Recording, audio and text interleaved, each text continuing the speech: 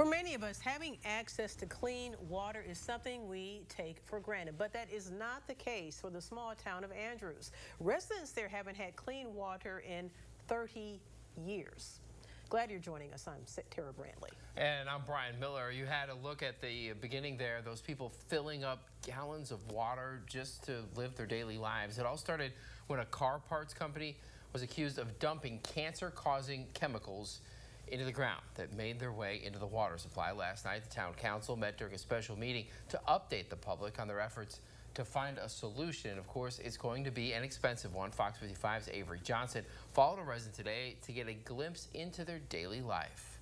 Imagine driving 15 minutes outside of your hometown just to have clean water for drinking, cooking, and sometimes showering.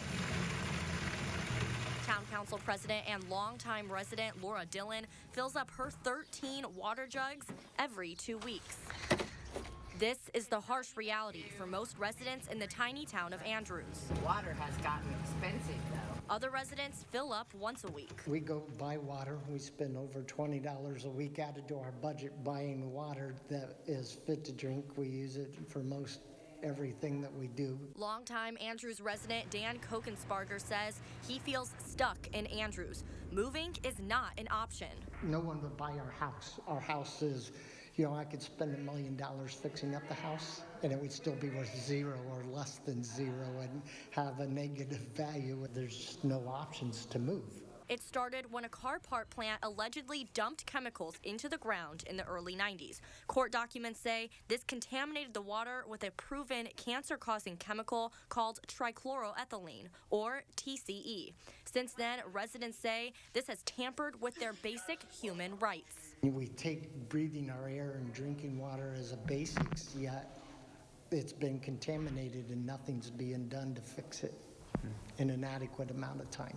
Since then, the town has been tasked with finding its own solutions. Wednesday's meeting was focused on updating the town with a 3-decade-long question. When will the town finally have clean water? Solutions are in the works, but meanwhile, the town still suffers. One solution is hooking up to the city of Huntington's water. The other is to drill new wells in Andrews. The issue is both of these projects would cost over $30 million, and the town doesn't have that kind of money. We're trying to get money from the state and federal government.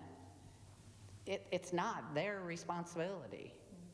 And it's not our residents' responsibility. Utility bills are already pricey in Andrews. An average bill can cost up to $200 per household for this tiny town of only 1,000 people. Because you have less people to pay back the debt, so your bill goes up higher. Town Council has applied for grants while the lawsuit has been tied up in court, but they have not been offered the full amount to pay for the project. There's a $10 million, I think, shortfall in that, so again, as the council president said, they're not going to, she's not having the people in this town pay for that. In the meantime, residents are in a constant state of worry and will continue filling up their jugs of water outside of town. In Andrews, Avery Johnson, Fox 55 News.